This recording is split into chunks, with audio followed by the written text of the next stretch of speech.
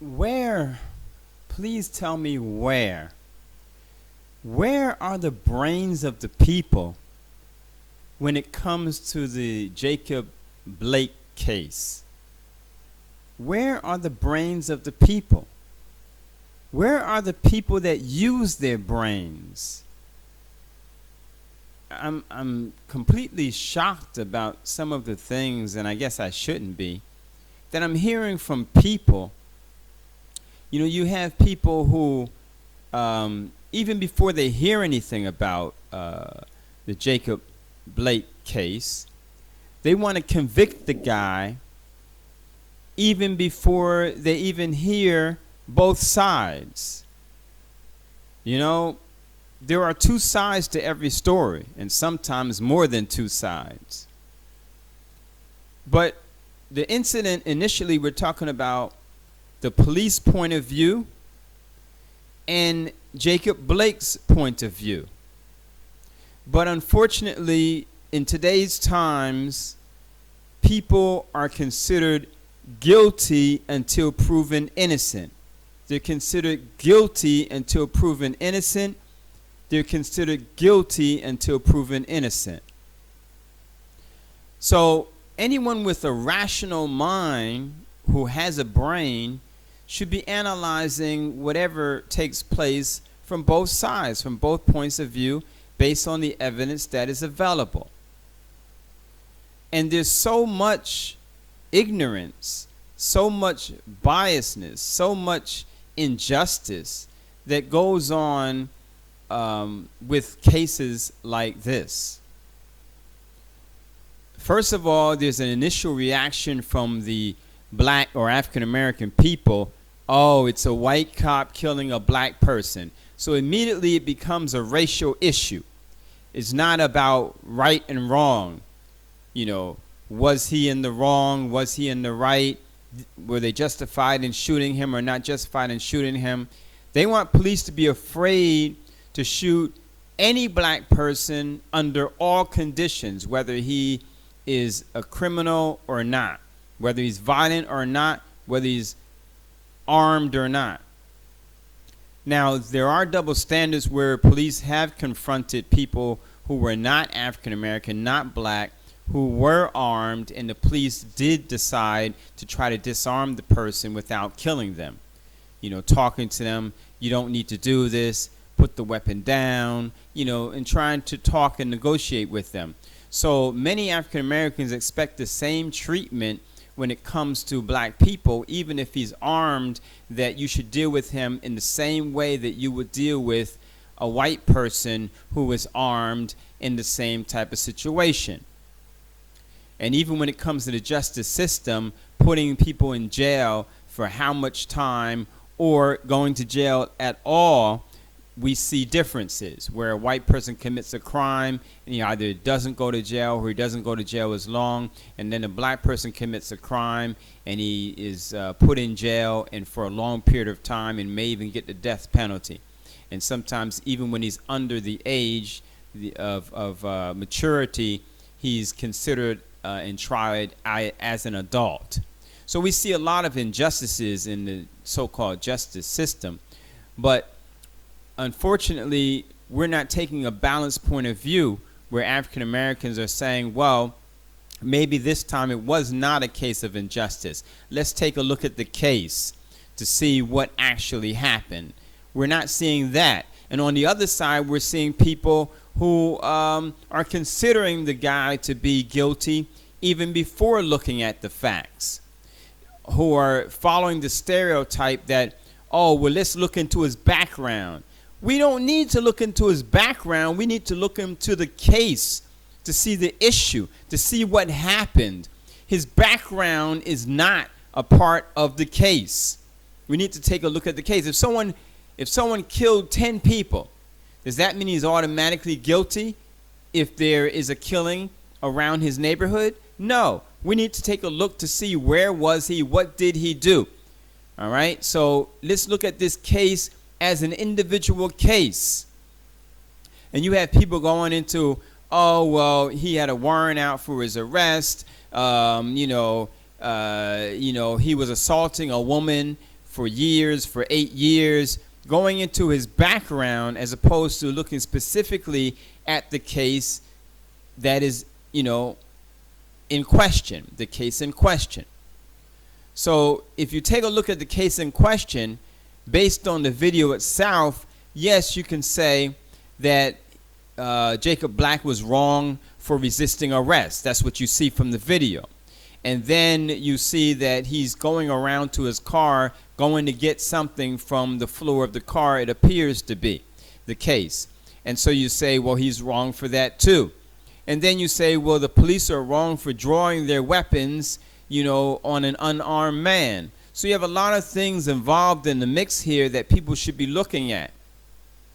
Then people are throwing into the case the issue, there was a warrant out for his arrest prior to this altercation. Okay, all right, a warrant out for his arrest. Was it for that thing by which he was apprehended? We just need facts. It doesn't mean that it isn't true that he was in the wrong, but we need facts in order to convict the person. We can't go on hearsay from what happened before the video or what happened after the video, or hearsay from the woman that he knew for 8 years. And people are trying to twist the story in a way that it looks like he was a rapist or something to that effect. The woman said she knew him for 8 years. So what are they saying? Did they have a relationship for 8 years and they decided to change the wording and say that he knew her for 8 years?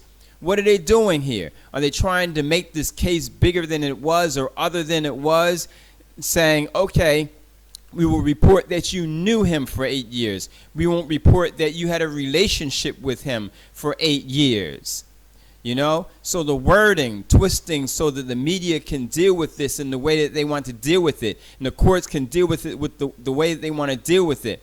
How in the world do they say that she knew him for 8 years and he would assault her twice a year whenever he was drunk?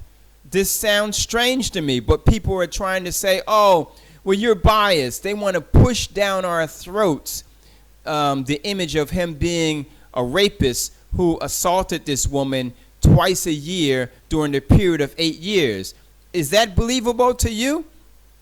That he assaulted her twice a year for 8 years, and then all of a sudden she decides to call the police the last time that he so-called assaulted her, because when she went behind him, she noticed that her car was gone. Her keys were missing and her car was gone. So now she called 911. So why didn't she call 911 during those 8 years that he was assaulting her twice a year when he was drunk?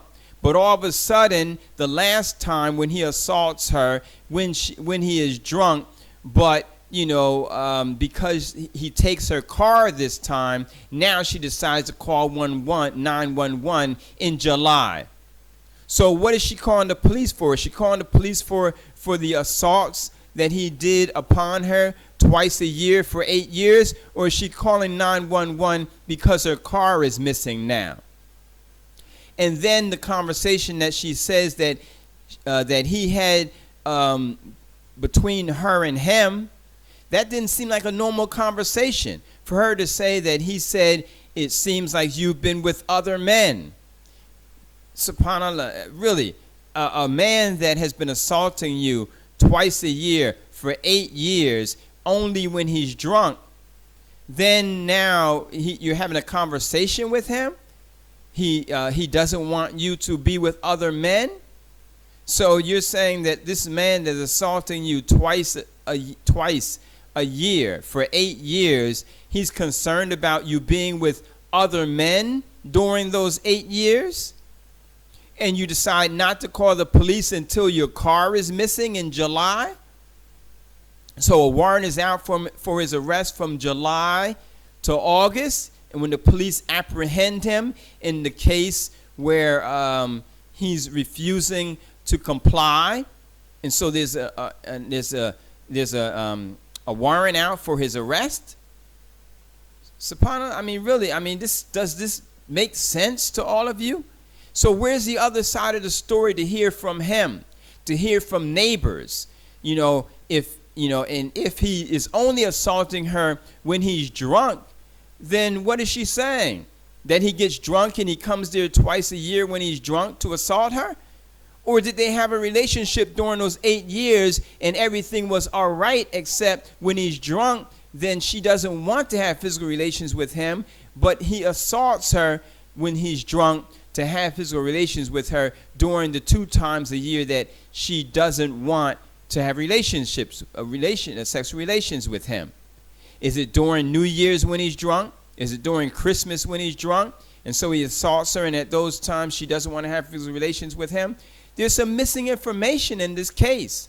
And so people want to attack me and others who are trying to ask questions to get more details, because it sounds very strange for you to know someone for 8 years and that he only assaults you twice a year, and you've known him for 8 years, but twice a year, and you're keeping count that it's twice a year that he comes to assault you. And only during the last time when he took your car because you noticed your keys were missing, your car was missing, now you decide to call 911. Now, so we had to get a balanced point of view. We need to get all of the information. Now, if indeed he did assault her and they didn't have a relationship with, her, then we need to get these facts to prove that. How did you know him for 8 years? When did you get to know him? Was he a co-worker with you on a job? How did you get to know him?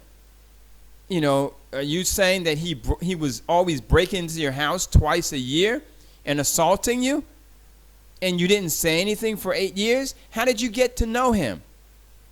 So there's missing information. So you shouldn't attack a person because he wants all of the information and he wants to know both sides. What did the neighbors say? When he got into your house, did he break into the house twice a year for 8 years? Did he kick the door down twice a year during those 8 years? Did you decide not to move to a new house within those 8 years to get away from him? So all of these are questions that need to be answered. If you want to add that to this case, to make this a part of the case in order to smear his image in the media, then you need to get all of the facts if you want to make this a part of the case.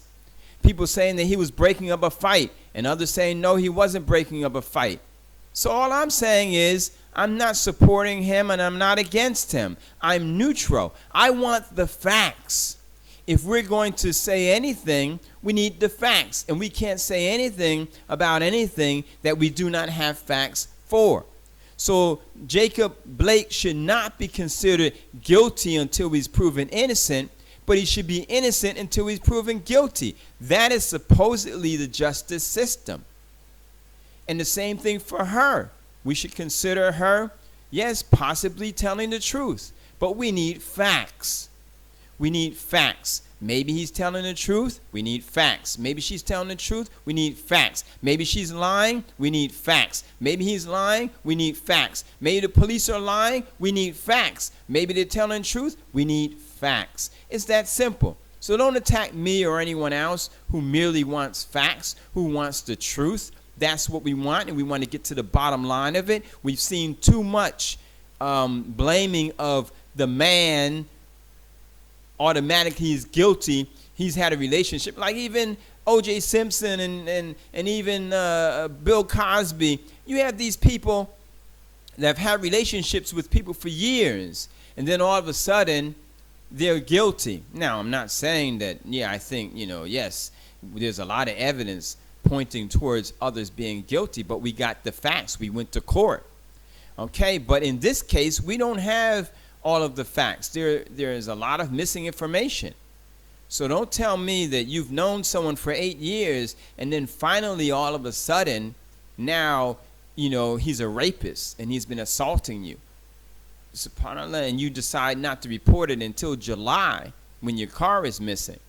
And then the same thing for Jacob Blake, that, how is he justified to resist arrest? How is he justified to go get something out of his car from the floor? How is he justified? So we can't say it's clearly black and white. no pun intended. But there's some gray areas here that need to be explained. It's that simple. So let's stand up for truth and justice and not be biased, whether the person is black, white, red, or yellow, whether it's a man or a woman or a child or an adult. Let's stand upon the truth and represent the truth and be brave enough to speak the truth.